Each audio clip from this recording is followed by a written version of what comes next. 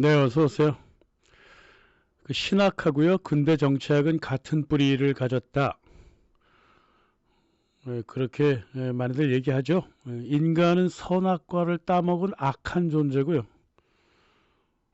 또 근대에 들어와서는 정글에서 짐승처럼 울부짖는 그런 존재이기 때문에 자기들 스스로 도덕과 진보를 이룰 수 없다.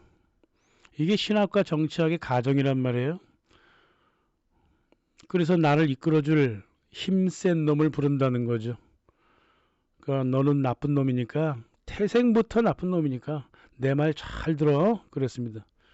누구 말을 들으라고? 신의 말을 들으라 이 말이야. 아니면 영웅의 말을 듣든가 아니면 군주의 말을 듣든가 국가의 말을 들으라 이거죠. 신, 영웅, 왕, 국가 이런 것들은 주권자라고 부르죠. 주권자의 말을 잘 들으라 그 말입니다. 이게 기독교의 기본 철학이잖아요. 근대 자유주의 국가라고 하는 게 루소가 말했듯이 선거와 투표를 통한 그 엘리트 숭배 경향을 가지고 있는 게 이게 교황청 가톨릭의 그 중세 교회 체제로부터 왔다 그랬죠. 그 건너편에 칼 슈미트는요.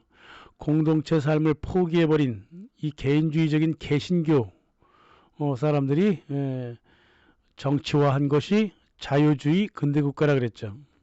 그러니까 근대 국가는 악한 인간으로부터 떨어져 갖고 홀로 내면을 통해서 선민적으로 구원을 받겠다는 개신교적인 개인주의 의식 여기다가 그 엘리트 형식인 가톨릭을 서로 짬뽕시킨 게 자유주의였다 그 말이죠. 그러면 칼 슈미트도 설명 잘해줬고 장작 그루소도 설명 잘해줬죠.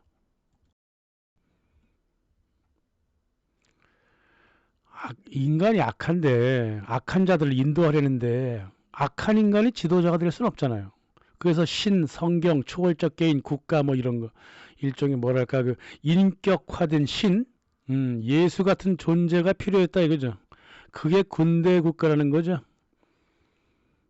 즉 극소수가 운영하는 예수 같은 존재, 그 사도 같은 존재들이 극소수가 다수를 다 이끌어가야 된다는 거.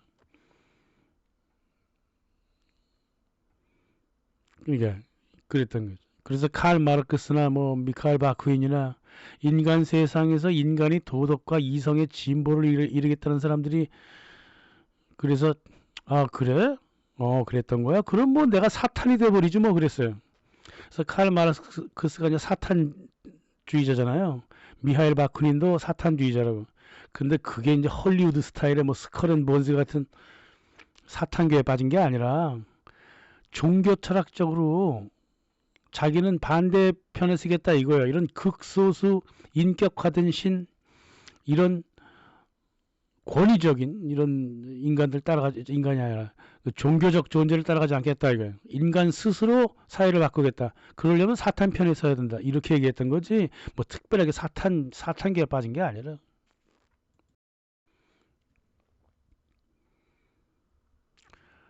이 종교 정치학적으로 보면요. 이게 이제 칼 슈미트의 논리지만 이게 칼 슈미트만의 논리가 아니잖아요. 이 바쿠닌의 논리이기도 하고요. 뭐 르네 지라르의 논리이기도 해요. 정치는 종교다 이거죠. 그래서 그렇게 악독했던 거예요. 자본가들이. 이 자유주의 근대국가는요. 극소수 부르주아 엘리트가 악한 국민을 통치하면서 선한 자 코스프레를 해왔던 체제라면 대중은 무조건 위험한 계급이고 악한 놈들이야. 선악과를 먹은 놈들이라고. 그래서 경멸스럽다고. 그래서 고귀한 부르주아가 이들을 이끌고 이들의 노동을 끝까지 뽑아 먹어야 한다. 이렇게 판단을 했다고요. 그 부르주아 대다수가 개신교도 그리고 뭐 한 2, 30%가 가톨릭이잖아요. 모두 기독교 신자들이라고요. 이 부르주아라고 하는 것들이 옛날부터 그랬어요. 지금도 그렇지만. 그래서 노동자는 아주 악한 계급이라고 봤다 그 말이야. 그래서 쥐어짜야 되는 계급이라고 그렇게 철두철미하게 믿어버렸다고 19세기에. 이게 공산주의의 공산당 역할하고 똑같아. 공산당은 무오류야. 오류가 없어. 전 인민은 악한 노동자야. 모두 공산당 밑에서 구원받아야 되는 그런 사람들이라고. 민주공화국의 정치체제는 선이고 보편이다. 국민은 악이다 이 말이야. 기독교랑 똑같아요. 인간 너희들은 악하다. 그래서 구원받아야 한다. 예수님은 너희를 사랑한다. 공화국은 국민을 사랑한다. 공산당도 국민을 사랑한다. 하지만 조금이라도 까불면 두들겨 맞거나 죽는다 이거죠. 불덩어리에 내가 너를 넣어버릴 거야. 하지만 나는 너를 사랑해. 이게 바로 민주공화국과 공산주의의 공통점이라고. 이게 종교적으로 공통점을 갖고 있다 그 말이에요. 마르크스 좀 보세요.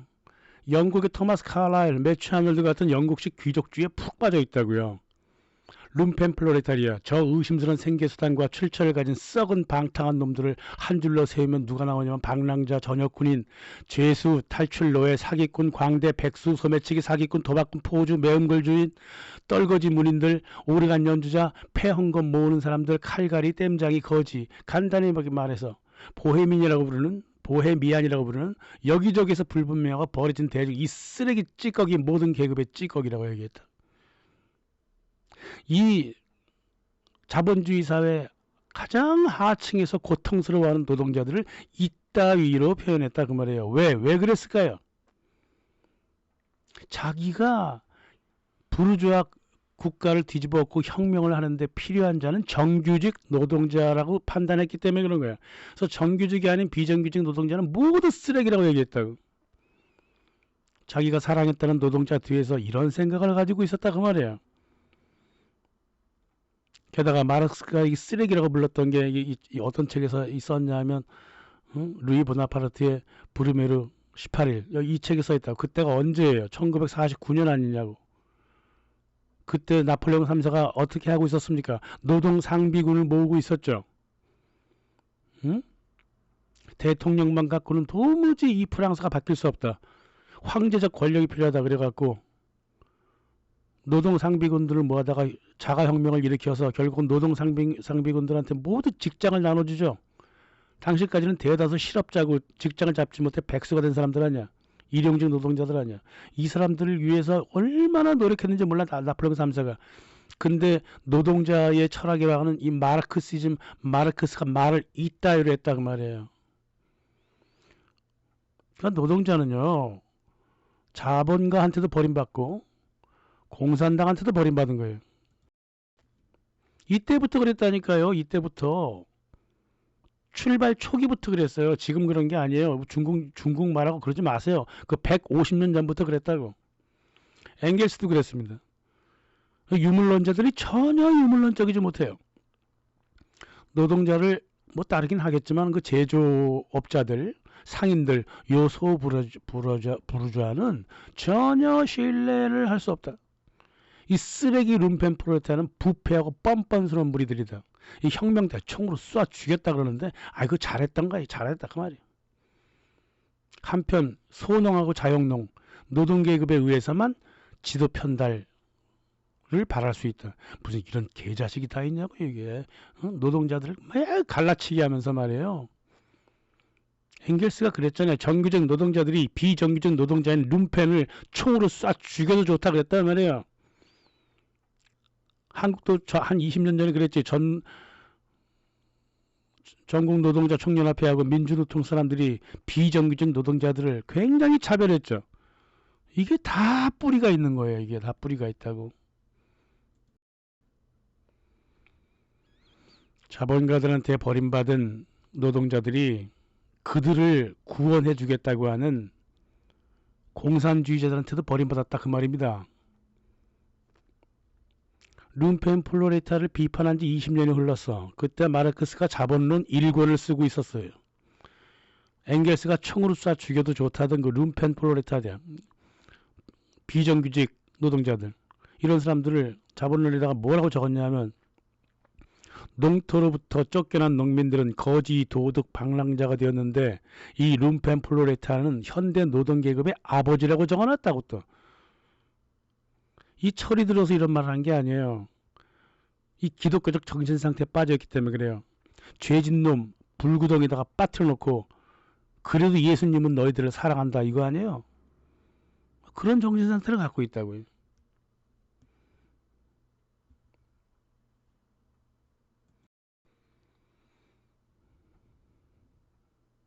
19세기는요, 우리가 상상하기 어려울 정도로 차별적이었어요. 노동자라든가 농민에 대한 편견이요, 극단적이었습니다.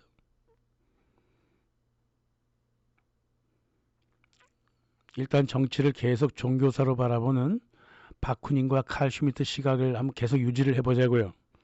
응? 이 정치는 종교다라고 하는 것이요, 150년 동안 거의 비판받지 않았을 만큼 통찰력이 있는 시각이었다고. 그래서 지금까지도 변하지 않고 있다고요. 응? 종교적 정치. 이런 시각은 니체한테도 적용이 되죠. 나는 너를 미워해. 하지만 나는 너를 사랑해. 이 독특한 유대 기독교적인 정신 상태가 유대 기독교를 비판하는 니체한테도 스스로 나타난다 그 말이에요. 약자의 도덕은 강자에 대한 복수심에 뿌리를 두고 있다. 뭔 개소리냐고요. 참 사람 얘기, 이게 이제 종교적으로 보면 그렇다는 거예요. 민주주의, 사회주의, 아나키즘 같은 것들은 유대 기독교적 가치 재평가에서 가치를 재평가할 때 파생된 동물적 도덕성의 표현이다. 그래요. 사회적 약자와 저항 정신을 강자에 대한 복수심으로 해석하거나 민주주의를 민주주의가 탄압받은 것에 대한 동물적 반응이라. 그래요. 뭐 그렇게 볼 수도 있을 겁니다. 하지만 좀 말하는 싸가지가요, 괘씸하잖아요. 니체가. 그 당시요, 이 책을 도덕의 계보라고 하는 책을 쓸 때요, 영국하고 미국에서요, 노동자들이 진정 죽도록 착취당하고 있었거든. 그래서 노동자가 반항한 것을 갖다가 복수심이라고 표현했다고? 응? 동물적 도덕성의 표현이라고 얘기했던. 참 괘씸하죠. 이 니체마저도요, 마르크스 엥겔스 이상으로 서민 친화적이지 않았어요. 그 19세기에는요, 노동자 서민 편이 권력자로서는 한 명도 없었어. 솔직히. 지식인도 그러지 않았고요. 보다 상식적인 사람이라면 그런 말 안 했어요. 빅톨 유고 같은 그냥 보통 상식적인 사람들은 레미제라블에서 그렇게 써놨잖아요. 거지, 폭도, 폭력, 이런 룸펜 프롤레타리아의 잘못은 통치하는 사람이 잘못해서 그런 것이다. 이렇게 그 상식적으로 바라보면 되거든요. 그렇게 보는 게 또 옳죠. 자극이 있으니까 반응이 있던 거지. 애초부터 반응을 준비하고 있었다. 이거 아니야? 니체 말은. 걷다 대고 자극은 탁 자극한 것에 대해서는 입을 다물고 반응한 것만 뭐 복수심이네, 유대인 전통이네. 그렇게 깊게 종교적으로 들어갈 필요가 있을까요? 하여간 니체는 사회학자는 못 되는 게 확실합니다. 오히려 사회학자는 목사님들이지. 예. 그 장로교회 목사 하워드 크로스비가 이렇게 그냥 상식적으로 얘기합니다. 우리는 하층민들이 나라를 망친다고 믿고 살았는데 사회를 부패시키고 제도와 자유를 파괴하는 보다 거대한 위험은 부자들한테 온다. 돈이 곧 권력인 이 우리나라에서 이 자본가들, 머니 파워 자본가들이 곳곳에서 국민들을 탄압하니까 하층 계급을 저항하게 만들지 않느냐. 이걸 제대로 본 거지. 여따 대고서는 무슨, 오히려 목사가 종교 얘기 안 해요. 아주 현실적인 얘기를 했다고. 그러니까 사회주의 혁명을 부르짖었던 마르크스 엥겔스, 기독교 비판자 니체보다 훨씬 더 현실을 잘 파악한 게 목사잖아요. 아이러니하죠. 세상이 이렇게 아이러니한 겁니다. 물론 이제 훌륭한 목사죠, 이분은. 확실한 사실은요, 자유주의 국가에서 노동자에게 증오심이 있다면 그거는 유대 기독교에서 나온 게 아니에요. 자본가들한테 나온 거죠. 그 탄압 상태에서 나온 거잖아요. 증오심이라고 하는 거를 인간 본연의 것이라고 확 휘둘러치지 말라 그 말이에요. 공산국가에서 노동자들에 대한 증오심이 있다면 그거는 노동자를 이용해서 목적을 달성하려고 했던 혁명 엘리트한테 있었던 거지. 니체 같은 사람은 이런 엘리트를 감싸준 거예요. 초인이며 도덕적 달성체며 어쩌고 저쩌고. 철학이나 조용히 앉아서 할 일이지. 뭐 철학이나 했다면 참 대단한 철학자인데 왜 쓸데없이 이렇게 사회에 관한 얘기를 해가지고 이상한 사태를 이상하게 이끌어가냐고. 그러니까 니체 같은 인간들이 쓸데없이 엘리트를 옹호하니까 자유주의든 공산주의든 모두 파시즘의 성격을 갖게 된 거다 그 말이죠. 공산주의든 자유주의든 공통점이 더 많아요. 엘리트주의, 반민주주의, 유대 기독교 전통 이렇게 돼 있다 이 말이에요. 이거 곰곰이 생각해봐야 할 일이에요 이게. 자유주의든 사회주의든 이 국민들은 말이에요. 예수님은 너를 벌하신다. 그래도 예수님은 너를 사랑한다. 요 기독교적인 근대 엘리트 정치를 믿었습니다. 자기들만의 정치의식을 가지지 못했기 때문에 정치의식 자체가 없죠. 19세기부터 그랬어요. 뭐 경제적 계급의식 그런 것도 없었어요. 그냥 하층민으로서 모호한 동료의식만 갖고 있었지. 어떻게 자본주의에 대한 정치의식을 가져요. 노동자들이. 그런 적 없었어요. 언제나 씹어댈 수 있는 그 매일 출근하는 직장의 상사도 아니고 말이야. 멀리 이미지로만 존재하는 자본가 그리고 뭐 1년에 한두 번 만날까 말까 하는 사장님한테 무슨 적대의식을 가질 수가 있겠어.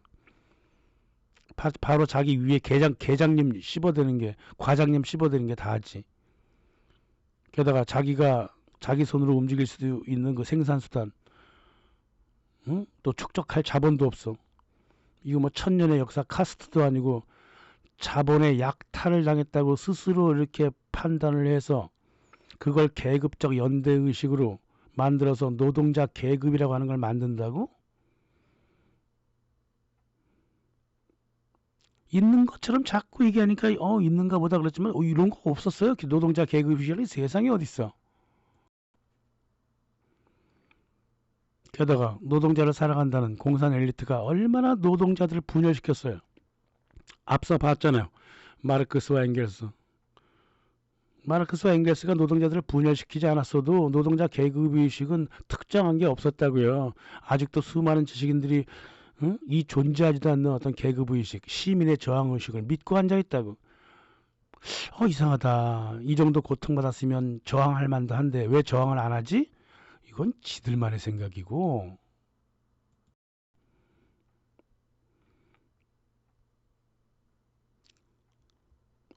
보통 사람은요. 작은 도둑은 쥐어 패고 소매치기는 어마어마한 죄를 저지른 것처럼 두들겨 패고 그 신호등 잘못 건넌 거 하나를 보고 그 사람의 인생 전체를 판단하고 그따위로 사고를 갖고 있는 게 보통 사람입니다. 하지만 큰 도둑놈은 그냥 놓아져 버려요. 아니 도둑이라고 하는 감도 없어. 큰 도둑놈은. 상추 가격이 오르면요. 시장 아줌마를 탓합니다. 경제 기획원을 욕하지 않아요. 사람들이라고 하는 건. 아무리 정치의식이 강하다 하더라도 그 사람한테는 민족적, 지역적, 인종적, 개인적 차별의식, 엘리트의식 모두 갖고 있다고. 개인의 삶이 아무리 불평등하다 하더라도 그 불평등은 원래부터 그런다라고 자기 마음속에 갖고 있기 때문에 불평등의 기원 자체가 불평등한 마음이기 때문에 절대 그 투쟁을 낳지 않는다고 막스 베버가 아주 올바른 소리를 했어요.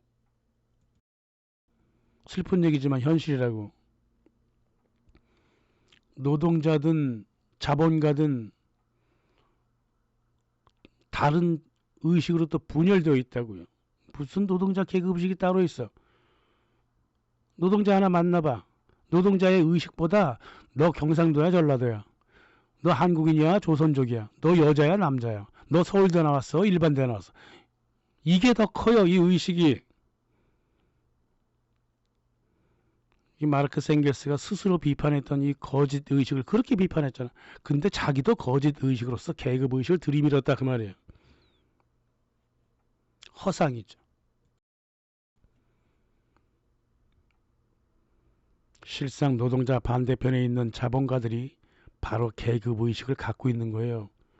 자본가들은 너무 다양한 면모를 갖고 있잖아요. 하지만 그 차이점에 무엇이든 간에 의견이 불일치돼도 그걸 극복하고 부와 재산을 지키기 위해서 근본적으로 단결해왔다 이 말이에요. 그래서 현대는 엘리트가 계급의식을 갖고 있는 거예요. 실은 옛날에도 그랬습니다만.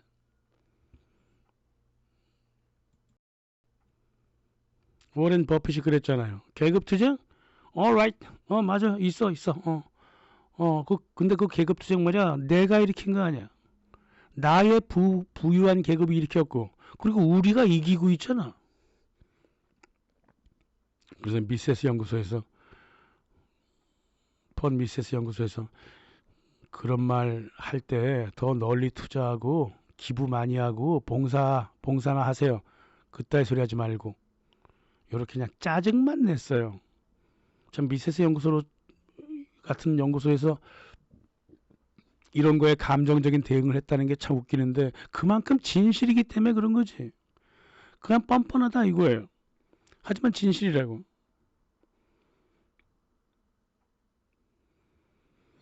자유주의, 공산주의, 파시즘 모두 엘리트 혁명의 전통을 이어왔습니다. 그래서 국민이 항상 패배한 거예요. 계급투쟁이 만약 있다면 항상 패배했다고. 그래서 항상 패배한 전통을 가지고 가려고 아직도 그렇죠. 국민이 이기려면 어떻게 하면 좋을까요? 역사적으로 국민이 항상 패배했던 스타일로 살아가야 돼? 계속 지도자 찾고 엘리트 찾고 나 대신 혁명해달라고 의회 야당한테 가서 조르고 대통령한테 조르고 공산당한테 조르고 인맥 찾아갖고 압력을 넣고 그따위 야바이 스타일로 이 사회가 바꾸어집니까 어디? 아니면 중세 길드 체제처럼 직접 내 손으로 혁명을 만들면 안 돼? 몽테스키도 그랬잖아요. 민중이 나서면 그것이 가장 바른 방식이라 그랬다. 푸르당, 바쿠닌, 북친 모두 다 당신들이 직접 할 수 있는 거는 조건이 허락된다면 다 직접 하라 그 말이에요. 왜 안 하고 지도자 찾고 앉아 있고 엘리트 찾고 앉아 있고 야당 찾고 앉아 있고 대통령한테 만사를 기대고 그건 노예라서 그래 노예. 홉스, 마르크스, 니체, 슈미트 모두 노예를 욕했지만 자기들 스스로 노예를 양산하는 정신상태에 빠져 있었다 그 말이에요.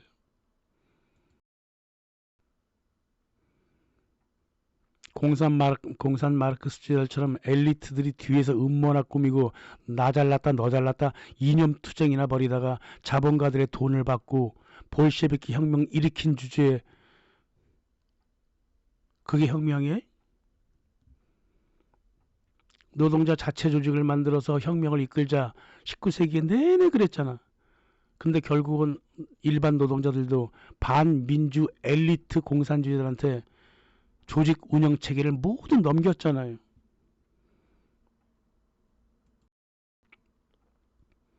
미국 대중한테요. 아메리칸 드림이 있었다면 서구 노동 대중한테는 엘리트 드림이 있었어요.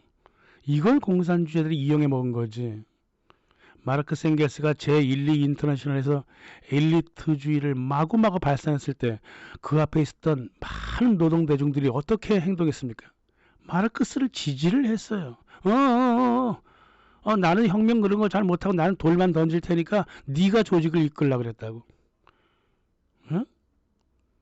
바쿠닌이 연단에 나와가지고 혁명의 주체는 엘리트가 아니라 노동자 대중 자체라고 당신들이 조직하라고 그랬을 때 얼마나 많은 노동자들이 고개를 돌렸습니까?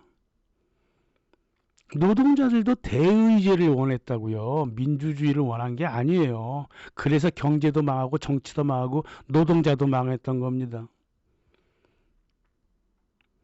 이 중국 공산당이 말이에요. 참 뛰어난 중국 국민들을 철두철미하게 노예로 만들어 왔다고요. 만약 중국이요 경제나 정치적으로 망했다. 그러면 그거는 중국 공산당보다는 중국 서민들의 노예의식으로 망한 거라 저는 그렇게 판단하겠습니다. 이 서구인들 노예의식 만들어진 거 보세요. 회사를 좀 직접 운영해보라 그랬더니 다 뒤에다 다 버려버렸어.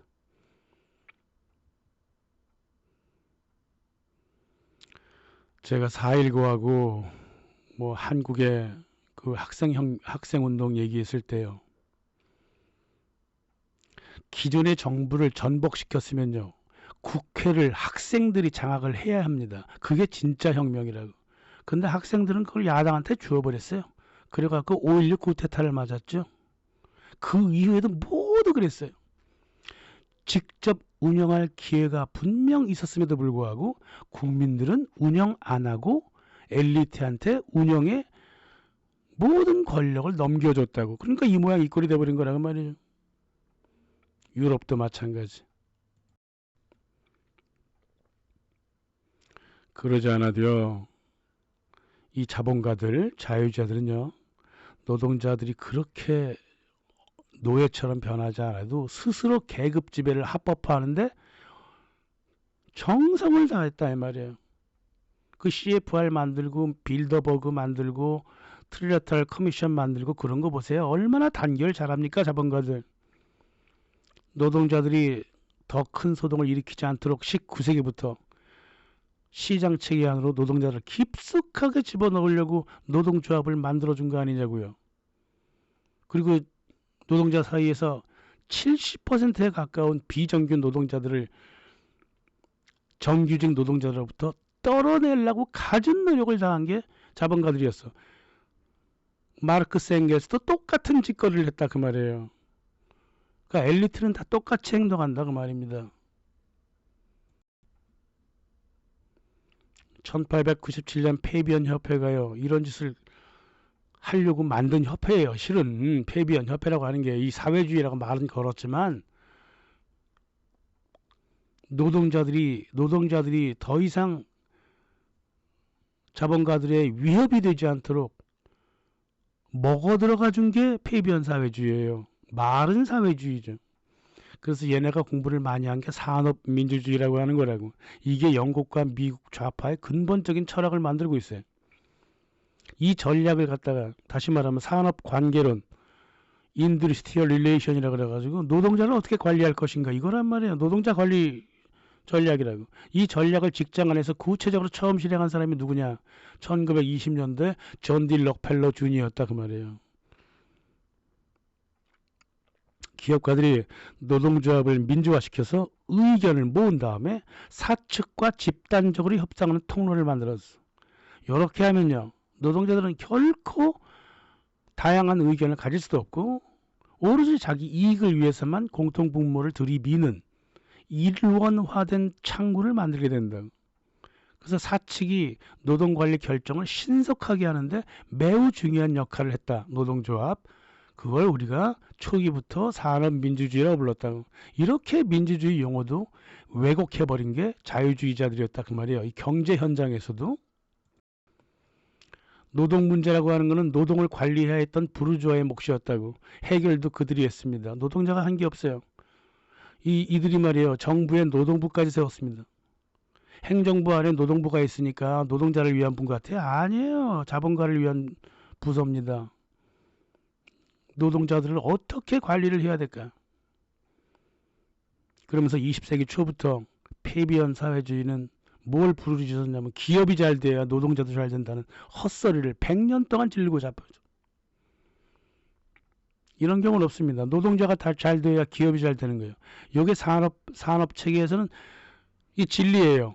직원이 잘 되어야 회사도 잘 사는 거예요. 헨리 포드가 얘기했듯이 기업이 잘 돼야 무슨 노동자가 잘 삽니까? 이 금융자본주의 하에서는요. 기업이 잘 되잖아요. 그럼 노동자가 잘려요. 무슨 소리를 하고 있는 거예요 지금.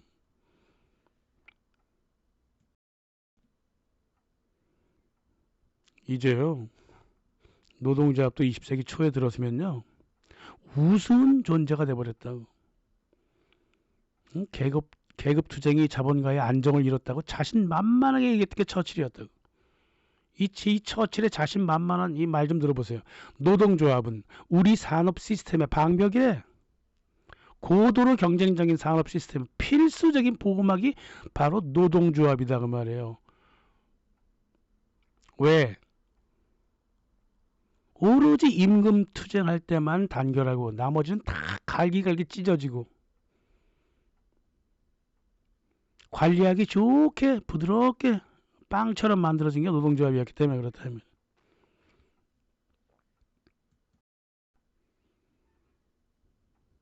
이 서민하고 노동자는요 패배의식에 쭉 빠져갖고 계속 누군가 붙들라 그러고 그러고 있다. 평등이 싫은 거예요. 노동자들도. 마음속에 경쟁의식이 가득해. 마라톤에서 황영조가 달리니까 배 나온 아저씨도 다 같이 달려가는 거야. 그러다 항상 뒤처지다가 10km도 못 가서 포기한다고. 이게 노동자의 역사였습니다. 이 상태로 국민이 계속 패배하면서 노예로 달려가게 되어 있다고. 마라톤 하지 말고 배 나온 아저씨가 잘하는 거 있잖아요. 뭐 술 잘 마시기, 밥 잘 먹기. 이걸 경기 규칙으로 바꿔야지 뭐 이기든 말든 할 거 아니에요. 경기 규칙을 완전히 지게 만들어 놓고 뭐 어떻게 뭐 그래요. 오래전부터 루소가 얘기했어요. 인간 불평등의 기원에는 불평등하고자 하는 마음이 있다 이 말이에요. 자본주의의 불평등한 계급에 들어가도록 선택되는 노동자는 아직까지 발견된 바 없습니다. 체제 안에서 말이에요. 체제를 막 만들려고 그럴 때는 뭐 자수성가니 뭐니 뭐 좀 있었죠. 하지만 체제가 안정될 때는 노동자는 자본가가 될 수 없었습니다. 그러나 꿈은 계속 꾸게 만들었죠. 그러니까 노동자들은 동료들하고 연대의식 같은 거 갖지도 않았지 뭐. 노동자 중에서 자기 직업을 하찮다고 여기지 않는 노동자가 어디 있어. 다 그렇게 여긴다고. 이 상태를 벗어나서 나도 자본가처럼 부자가 되고자 했죠. 노동자들이 자기가 생산한 거를 자랑스러워하지 않았다고요. 어차피 거기서 자기 이득을 얻어갈 수 없었기 때문에. 자, 이 모든 불평등과 이 체제의 모든 이걸 다 왜곡된 것들을 없애야 된다고. 반민주적이고 엘리트 중심적인 자유주의 사회주의를 모두 없애야 되는 거예요. 자본가들이 단결을 더 잘한다며. 왜 단결을 잘해? 지켜야 될 자산이 있으니까 단결하는 거 아니에요? 그 뭐 상식이잖아요. 그러면 뭐 19세기 아나키스트들이 다 이구동성으로 말했듯이 노동자들한테도 자산을 줘. 지켜야 될 뭘 주란 말이야. 자본을 주든가 자산을 주든가 정치적 권력을 주든가 그러란 말이야. 그럼 아유 더 단결한다고. 그렇게 제1, 제2 인터넷에서 박훈이 외쳤잖아요. 엘리트가 아니라 노동자 자신들한테 권력을 주면 더 잘 뭉치고 혁명도 더 잘 일어날 거라 그렇게 얘기했잖아요. 그게 독일식 노사 합동 경영 체제였어요. 경제적인 측면에서는 사장님하고 노동자가 함께 기업을 운영해 왔다고요. 그렇기 때문에 비스마르크가 독일 경제를 부흥시켜줬고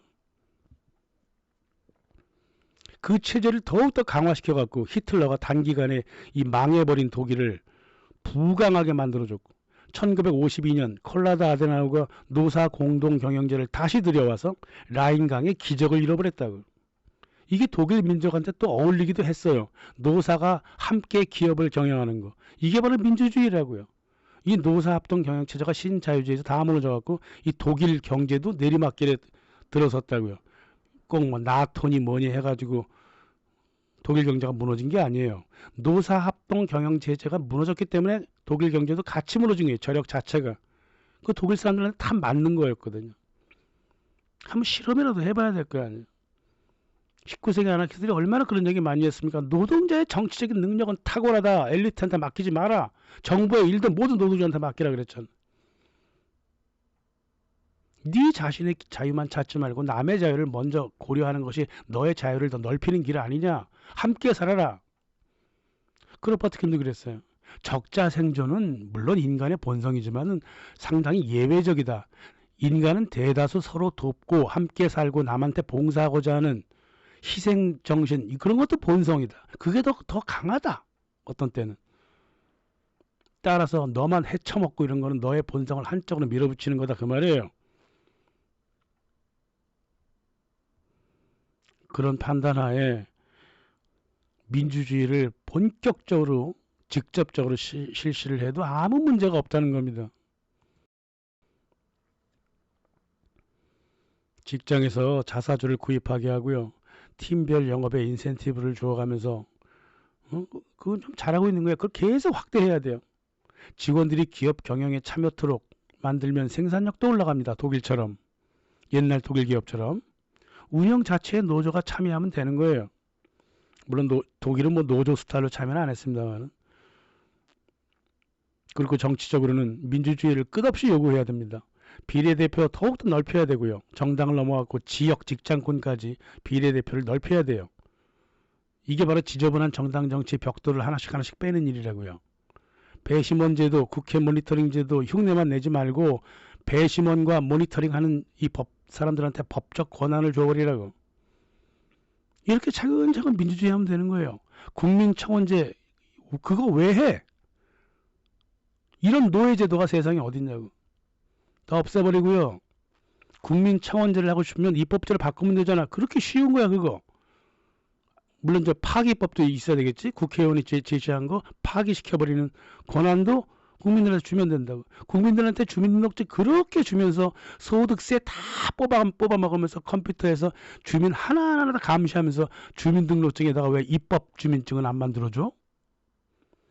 이번에 디지털로 주민등록증 만드는 김에 입법 코드를 하나씩 넣어주라고. 입법 주민증으로 변경시켜갖고 입법에 참여토록 만들라고 말해요. 이런 식으로 차근차근 민주주의를 요구하면 국민들의 정치적인 자유가 무한하게 확대가 되고 더 이상 인간 쓰레기 같은 대통령이며 국회의원이며 검사며 이런 것들 때문에 고통받지 않는다고 말이에요. 감사합니다.